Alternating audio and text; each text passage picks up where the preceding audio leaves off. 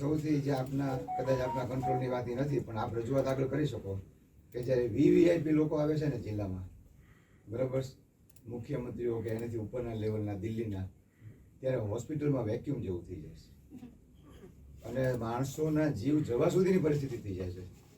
અને time limit 6 મહિના સુધી તમે એક્સટેન્ડ કરી શકો. એટલે ટાઈમ માટેની પ્રોસેસ શરૂ કરી દીધી છે, કદાચ માણસ બદલાઈ જાય. પછી એમઆરઆઈ, સીટી સ્કેન અને ડાયાલિસિસ, આ ત્રણમાં ક્રાઇસિસ જ ઘણી દેખાય છે.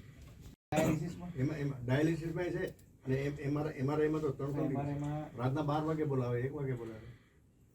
એક પેશન્ટનું એમઆરઆઈ કરતા આશરે 45 મિનિટ થાય. એટલે અમે માગણી એમ કરી છે કે 3 મશીન મૂકો મશીન. અમારી રજૂઆત જ લખીને આપી છે.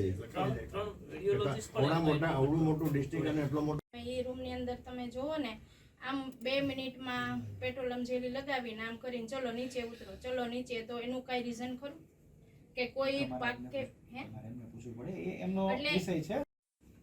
મોટું તો એની અંદર ડોક્ટરો આપણે મોકલવા પડે. રથયાત્રામાં તો મોકલીએ. રથયાત્રામાં બ્લડ ડોનેશન આપણે પ્રમોટ કરવા માટે બ્લડ ડોનેશન માંગવું. અચ્છા, આપણે ત્યાં રાવણ દહન થાય ત્યાંય મોકલીએ. એમાં કોર્પોરેશન એવું નથી, કોર્પોરેશન તરફથી કે જે સરકારમાંથી કલેક્ટર ઓફિસમાંથી સૂચના આપવામાં આવે ત્યારે. બાકી અમારી રીતે તો એમની એટલે હું તો એમાંય તમને રિક્વેસ્ટ કરીશ કે એમાં બીજા મેડિકલ હોસ્પિટલ, તમારી મેડિકલ કોલેજ છે, રિપ્લેસમેન્ટ કંઈક તો હોય ને સાહેબ, કંઈક તો રિપ્લેસમેન્ટ હોય ને. સાવ માણસો હેલ્પલેસ થઈ જાય. મેં અહીંયા થયેલું છે એવું, હમણાં જ અમરેલી આવ્યા હતા, અહીંથી બધા અમરેલી ગયા હતા આપણે.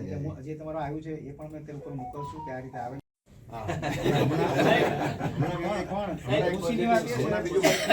આપણે જેમ આમ બોલીએ ને, બીજું જે સાચું છે એ કહેવું પડે. ખુશીની વાત છે કે 3 ટેસ્લા મશીન છે ને આખા ગુજરાતની કોઈ સરકારી નથી કે આપણી પાસે છે.